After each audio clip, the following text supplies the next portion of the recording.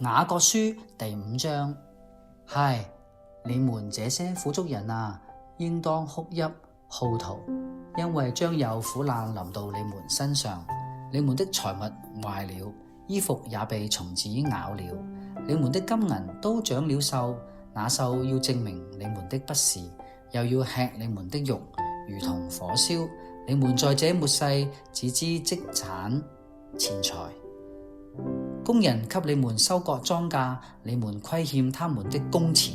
這工錢有聲音呼叫，並且那收割之人的怨聲已經入了萬軍之主的耳了。你們在世上享美福，好宴樂，當宰殺的日子，竟嬌養你們的心。你們定了義人的罪，把他殺害，他也不抵擋你們。弟兄們啊，你們要忍耐，直到主來。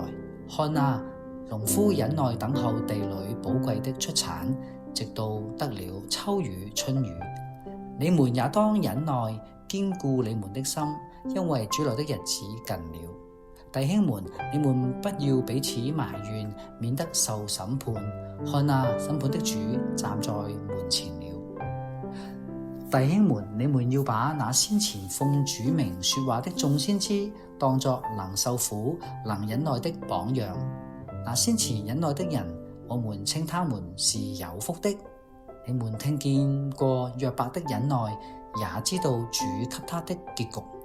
明顯主是滿心憐憫，大有慈悲。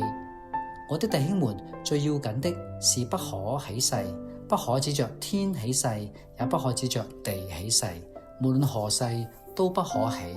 你們說話是就說是，不是就說不是，免得你們落在審判之下。你們中間有受苦的呢，他就該禱告；有喜樂的呢，他就該歌頌。你們中間有病了的呢，他就該請教會的長老來，他們可以奉主的名用油抹他，為他禱告。出於信心的祈禱，要救那病人，主必叫他起來。他若犯了罪，也必蒙赦免。所以你們要彼此認罪，互相代求，使你們可以得醫治。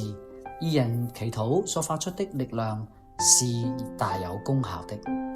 以利亞與我們是一樣性情的人，他懇切禱告，求不要下雨，雨就3年6個月不下在地上。